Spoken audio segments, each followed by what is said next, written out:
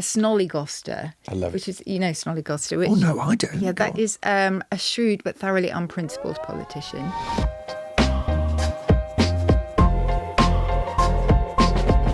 Hi, Susie. How you Hello, doing? hello. I'm very well, thank you. You are. I can get away with saying this impartially. You are Britain's leading lexicographer. How many do you know? Etymologist of the one that I've met. No, Exactly. I try and do this thing, which I should whisper quite quietly, but I try and do this thing where I love words like you. We occasionally text each other about it.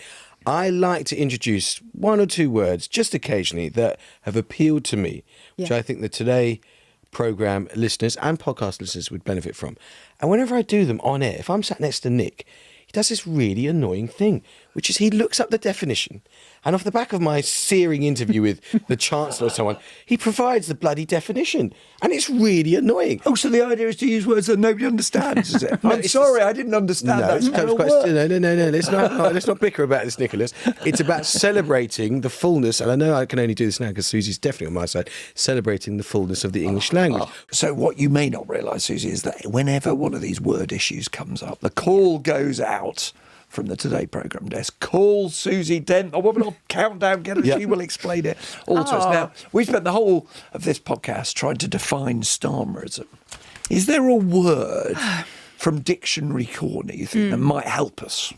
Do you know, I thought about this because I was given the heads up on this question, and it is almost impossible, were one to desire one, to find a positive epithet for a politician. I mean, even the word politician has never been particularly positive. Ambitious also looks back to Roman candidates who would walk ambire around town pressing hands in order to get votes.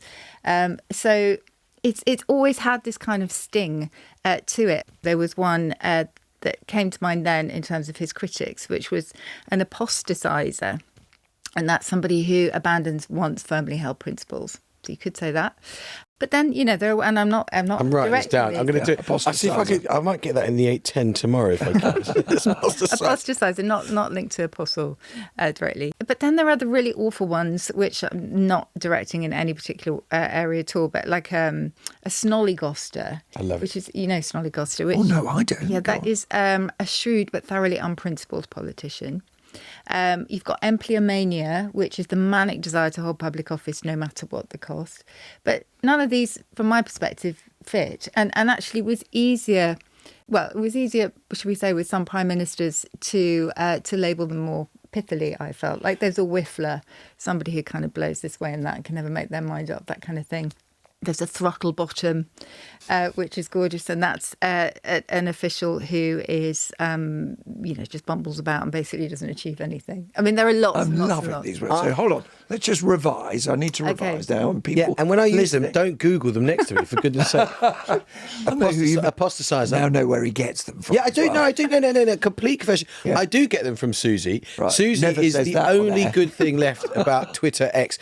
I just said it on air. Do you want me to say it on the Today programme? Will that keep you happy? Yes. Okay, I'll say it on the Today programme. Feel free to You write do this up. sometimes. I do. You Thank you. He I does thank you. credit me sometimes. Thank you very much Yeah, indeed. he does. So I'm glad someone's listening. But anyway, Susie's the last remaining good thing about Twitter/X. Susie sends a tweet, which is a tweet of the day, a word of the day, and it's always brilliant. And yes, I try to incorporate them regularly. What you can't find in the dictionary is like somebody who just rolls up their shirt sleeves and gets to it. Somebody who's really pragmatic. Pragmatic is about the only synonym you can find. Practical, rough and ready, whatever. So you can't actually, when it comes to politics particularly, eke out very much of, as I say, positivity, which is a bit sad.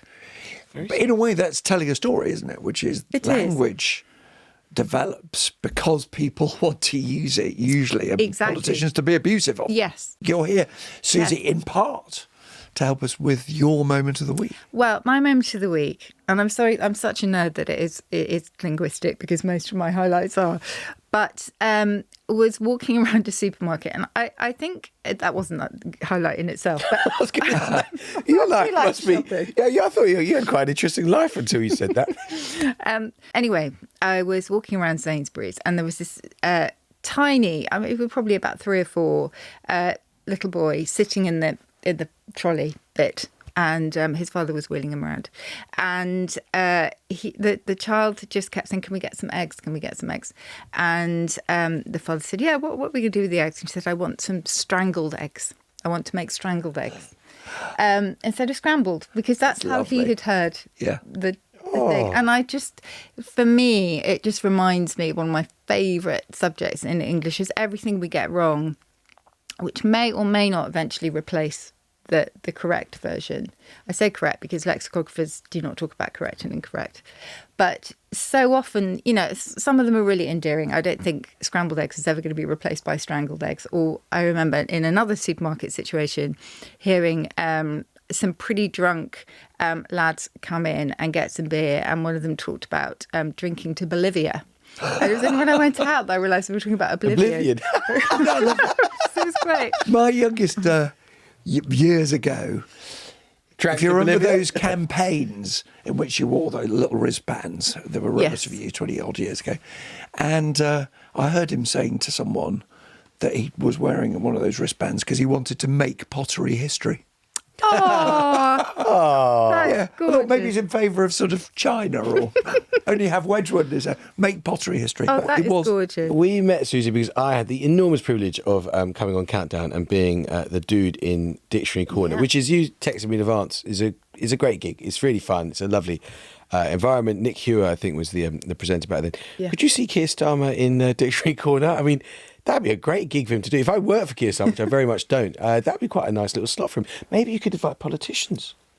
Well, we could. In an impartial way. I think actually, of the ones that I can think of, I think Keir Starmer would probably be really good. I think he would be amongst the best. He cares about the precision of language. What was your moment of the week? Emma Barnett joined the Today programme, Yes, which was lovely. And it's a wonderful thing for her. It's a wonderful thing for Today. It's a wonderful thing for the Radio 4 listeners.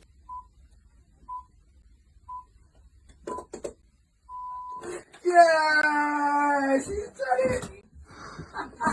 You survived. You absolutely, not you survived, you absolutely smashed it. You very, very generous. But also, it was a real pleasure and a privilege for me as well. Well, that was my moment of the week when I tuned in to think, how's she going to do Emma Barnett? How's she going to change it? She'll have her own style. And the first big two-way, as we call it, a two-way is when you interview a correspondent, right? Yes. And, the star slot is 6:30 in that hour. Only 'cause That's you used to usually do it. our chief political correspondent, Henry Zeffman. And the story this morning was about changing the way in which sex education is handled Yeah. in school. And Emma started it beautifully with a kind of, do you remember what your sex education was like? I remember putting a condom on a banana. And then started to ask Henry Zeffman. And I couldn't see him, but I just felt him blush. Yeah, I think that's what they call the modernisation of Radio 4.